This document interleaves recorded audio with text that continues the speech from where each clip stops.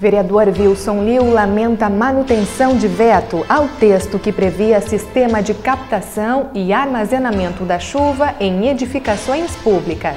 Essa eu não tenho dúvida nenhuma que ele seria reconhecido também no Estado e talvez no Brasil inteiro como responsável, sustentavelmente falando e hidricamente falando. Legislativo fará audiência para tratar do trevo de acesso à perimetral junto ao SEST-Senat. Com o encaminhamento de trabalharmos a sinalização, com os redutores de velocidade e também uma via de acesso para que o pedestre ou o ciclista possam usar aquelas vias que não existem hoje. Greve do Judiciário Estadual chega ao fim, mas servidores reclamam da demanda de trabalho. Quando passarem perto do seu foro e virem luzes acesas, 9, 10 horas da noite, podem ter certeza que ninguém as deixou acesa por desídia. Ali tem servidores trabalhando. E no segundo bloco você vai acompanhar as dicas de prevenção e segurança para manter os ambientes aquecidos no inverno.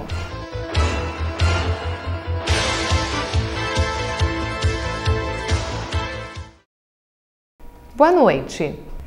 A Câmara de Vereadores manteve o veto do Poder Executivo à matéria que previa a implantação de sistemas de captação e armazenamento da água da chuva nos novos projetos de edificações públicas municipais. Os 11 votos não foram suficientes para reverter a decisão do prefeito. O veto, os vereadores soberanamente decidiram e olharam a justificativa, consideraram como vício de origem e votaram pela manutenção do veto. Se a vereadora Cláudia, que está em viagem a Brasília, com tratativas lá justificáveis, se ela estivesse aí, com certeza ela votaria conosco e aí o veto teria sido derrubado, mas foi mantido, foi mantido. O vereador Wilson Liu lamentou o veto e mencionou que o prefeito poderia marcar sua gestão também com esta boa iniciativa. Com isso, a economia de recursos hídricos e naturais será contemplada de outra forma. O parlamentar prometeu encaminhar uma indicação ao Poder Executivo. Essa eu não tenho dúvida nenhuma que ele seria reconhecido também no Estado e talvez no Brasil inteiro como responsável, sustentavelmente falando e hidricamente falando, dada a crise hídrica e dado o custo que é o tratamento da água. Vejam, todas as EMEIs, só para falar das EMEIs ou das escolas de educação fundamental, de ensino fundamental que nós temos, o que tem de área comum que precisa ser lavado praticamente todos os dias, os banheiros, que é descarga e mais descarga, as plantas que precisam ser regadas, só com o que economizaria de água tratada dá para botar a cisterna e sobra dinheiro. Então eu lastimo, mas eu não desisto do projeto, nós vamos transformá-lo numa indicação e vamos estar gestionando junto ao prefeito, já que é de iniciativa privativa do prefeito, então nós vamos estar trabalhando, buscando a sensibilização para que ele tome, porque na verdade foi citada a jurisprudência de outros casos em outros municípios, mas aqueles projetos previam nas edificações já existentes, aí sim criaria uma despesa e um transtorno, mas a nossa é só colocar no edital de licitação, a empresa que vai colocar não dá despesa para o município. Sendo assim, Wilson Liu citou empreendimentos aqui em Passo Fundo que estão economizando na conta de água, promovendo a sustentabilidade e preservando o meio ambiente. Nós temos aqui em Passo Fundo o Prix Hotel, tem 65 mil litros armazenados.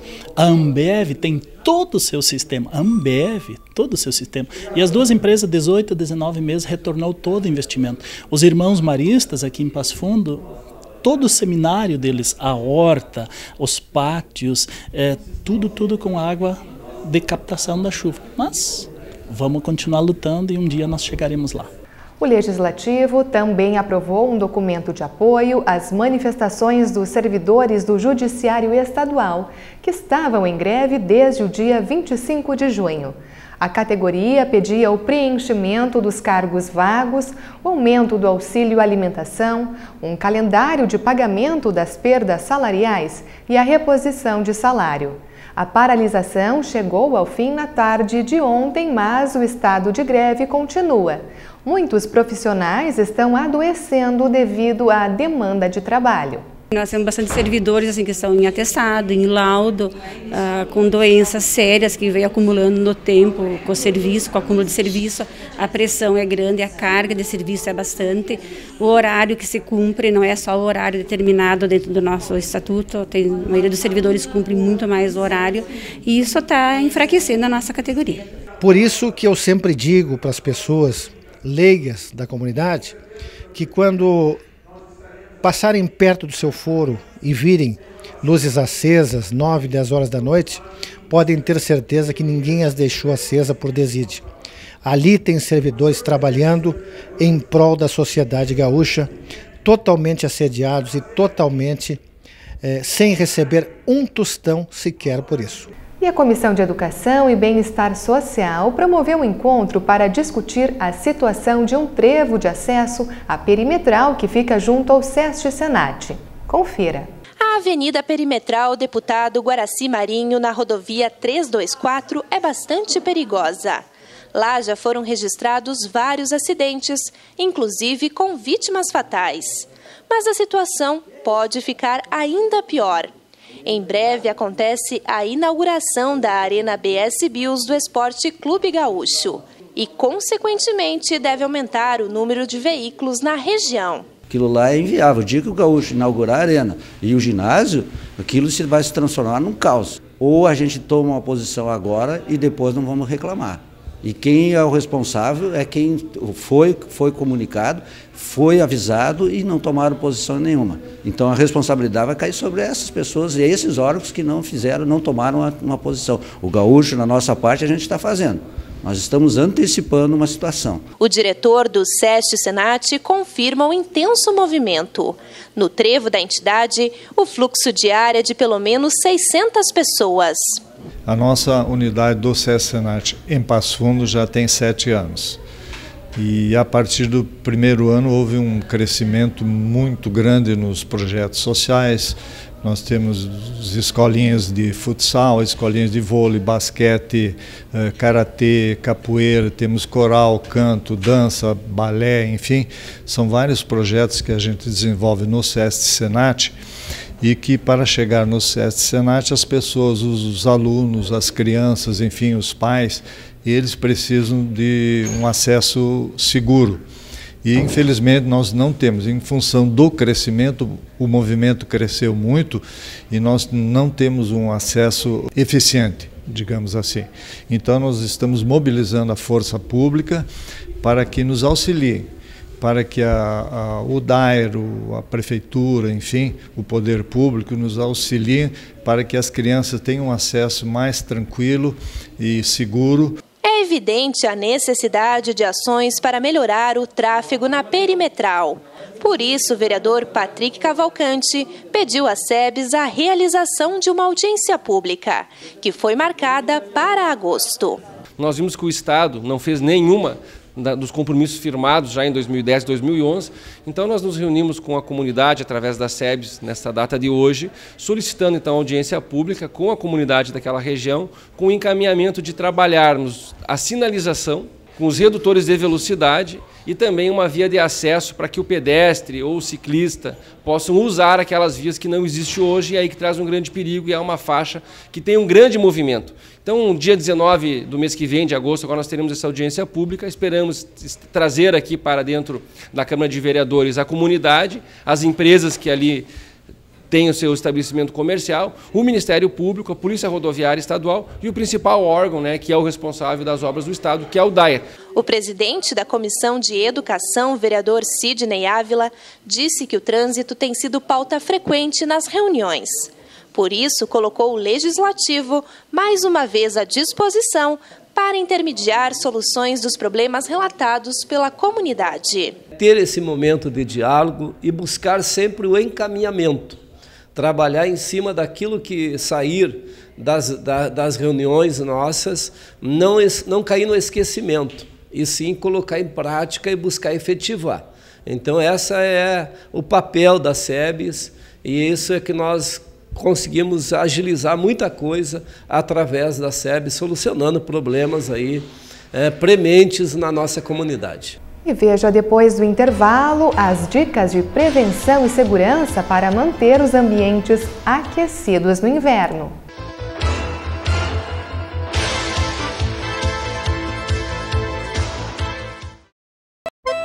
Che, eu sou o guri de Uruguaiana e tô aqui para dar um depoimento. Eu sou viciado.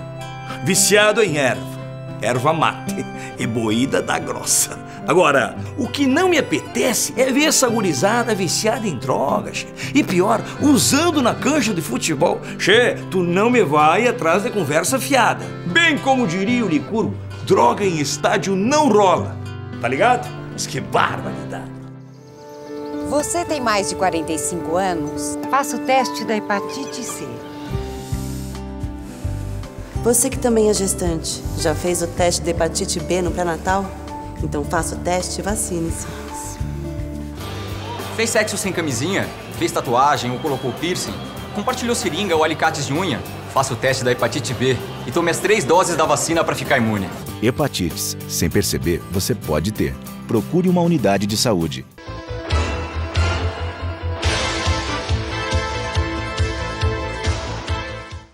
Na época mais fria do ano, é comum utilizarmos equipamentos e materiais para mantermos os ambientes mais quentes e confortáveis. Porém, estes equipamentos e materiais podem nos oferecer algumas ameaças. Então, para nos trazer dicas, eu recebo o auxiliar da seção do Corpo de Bombeiros, o Sargento Zanfir. Boa noite, seja bem-vindo. Boa noite. Bom, a entrevista de hoje vai ser bem prática, bem didática, então o que a gente pode falar sobre os aquecedores portáteis? Os aquecedores, no sentido geral, eles são seguros, porque eles têm certificações do Inmetro. O problema todo dos incidentes que ocorrem com eles é o mau uso, né? Então, que cuidado a gente tem que ter? Para que haja um incêndio, um princípio de incêndio, é fundamental três itens, e um deles é o calor, e o aquecedor produz grande quantidade de calor. Então a gente tem que ter cuidado aonde vamos colocar esses aquecedores, o posicionamento deles. Tem pessoas que colocam em cima da cama, totalmente errado, né? Imagina, nós temos uma carga de incêndio, cobertores, móveis e uma fonte de calor intensa. Então um cuidado com o aquecedor basicamente é esse, cuidar o ambiente onde ele é colocado, não ter um material combustível próximo. Não colocar ele em T's ou sobrecarregar sistema elétrico, porque como ele produz calor, ele consome uma grande quantidade de energia. E aí também é um dos cuidados que nós temos que ter com esse tipo de equipamento. Colocar, por exemplo, um aquecedor, um televisor, outra coisa ali no mesmo Totalmente errado. Errado. Tá pedindo para alguma coisa acontecer ali. As pessoas que levam os aquecedores para os banheiros, quando vai tomar banho, que é o banheiro quentinho ali, é perigoso isso? No banheiro não, pois a carga de incêndio no banheiro geralmente é muito baixa, né? Então não tendo esse cuidado, não colocar próximo um material combustível, não tem problema nenhum. A pessoa, mas o vapor ali e tal, esse equipamento elétrico, eletrônico, mas observe, quando se liga um aquecedor, ele consome grande quantidade de oxigênio também, que é um dos riscos, né, que tem e no ambiente, então ele acaba ressecando. Pô, se você tomar banho sem aquecedor, vai formar aquela neve com aquecedor, geralmente não forma. Então não tem risco, não tem um risco grande assim não. Com relação às lareiras? A lareira, o maior cuidado que a gente tem que ter assim, ó, antes de usá-la, ali para o mês de março, início de abril, fazer uma limpeza, manutenção nos chaminés, né? É um dos cuidados que nós temos que ter. Outro, também assim, não colocar lenhas muito grandes, porque geralmente as lareiras são abertas, e aquele pedaço de lenha pode cair, uma brasa, dá um princípio de incêndio. Não colocar materiais combustíveis ali próximo também, mais distantes. Crianças, né, curiosidade, criança gosta de brincar com fogo também. Então esse é um cuidado que nós temos que ter com lareiras. E mesmo depois do fogo ter apagado, a gente também tem que ter um cuidado, né? Sim, sempre fica uma brasinha ali, escondidinha. Então o bom é assim, quando apagar o fogo mesmo, coloca uma água ali, inunda o ambiente, e para evitar todos os riscos. E nunca se ausentar, né? É um cuidado que sempre tem que se ter, quanto com lareiras, fogões a lenhas, aquecedores. Sempre, quando tiver esses equipamentos em uso, estar próximo, não se ausentar do local, pois poderá acontecer alguma coisa, uma fagulha, uma faísca sair. Se você estando próximo, consegue às vezes solucionar com um copo de água. Agora não estando ali já propicia uma coisa bem maior. Fogões a lenha da mesma forma? Da mesma forma. Eu sempre gosto de falar, quando se fala em lareiras e fogões a lenhas, uma das grandes causas de princípios de incêndios ou incêndios são na hora de acender o fogo. As pessoas utilizam vários materiais que não são corretos, principalmente gasolina e álcool. Jamais se utiliza gasolina e álcool para iniciar um fogo num fogão a lenha, numa lareira, porque eles têm uma capacidade de inflamabilidade muito alta. E ali a gasolina pode até causar uma pequena explosão e aí queimaduras ou um princípio de incêndio. Então eu sempre oriento as pessoas para utilizarem o óleo vegetal, aquele óleo que a gente usa na cozinha. Que o recomendado assim, é utilizar 3 vezes. Mais que isso ele começa a ser prejudicial ao nosso organismo, ele possui umas toxinas. E aí o descarte na natureza também não é ecologicamente correto. Né? Então o que eu oriento as pessoas? Guarde num vasilhame, preferencialmente uma garrafa PET, que também o descarte não é ecológico, e utilize aquele óleo para iniciar o fogo. Ele leva de 5 a 8 segundos para começar a pegar fogo. Mas como ele tem uma capacidade de inflamabilidade baixa, ele vai queimar, ele queima bem melhor que a madeira e o papel, porém ele não oferece um risco. Então eu sempre oriento começar o fogo com esse tipo de combustível. Sargento, agora eu já vi muitas pessoas deixando as bocas dos fogões acesas ou o forninho também aberto para aquecer o ambiente. Até que ponto isso é seguro? Não tendo nenhum material combustível próximo para propagar um incêndio, não tem problema nenhum. E aquelas pessoas que colocam álcool em latas ou algum outro recipiente para aquecer, não tem o aquecedor, vai tomar banho, coloca numa latinha o álcool, isso é extremamente perigoso. Isso é perigoso, muito perigoso. Não recomendamos esse tipo de ação. Porque fica assim, geralmente é um ambiente aberto, não tem, o álcool está ali totalmente exposto, alguém pode tropeçar ou qualquer coisa que ele álcool derramar e aí não foge do controle, até a pessoa pode se queimar. Outro alerta também que fica é com relação ao lençol térmico. As pessoas ligam o lençol, deitam e esquecem de desligar, muitas vezes dormem a noite toda com ele ligado. Isso também é perigoso. Antigamente se tinha muitas ocorrências com lençóis térmicos, era grande a quantidade. Com o passar do tempo ali, os institutos do Inmetro, as fiscalizações aumentaram, então diminuiu bastante os índices de incidentes com os lençóis térmicos. Quando ocorrem, geralmente é por isso, deixar muito tempo ligado, dar um superaquecimento no lençol ou alguma falha mecânica, alguma outra coisa. Umidade, os fabricantes dizem que eles já são resistentes a umidades, coisas assim. Então crianças geralmente têm aquele risco, né, de micção noturna. Mas a orientação mesmo é essa, ligue o lençol térmico para aquecer a cama antes de você dormir. Meia hora, 1 hora, 15 minutos, né? Quando for deitar, desliga da tomada e vai permanecer a temperatura do corpo constante, vai manter aquela temperatura exata.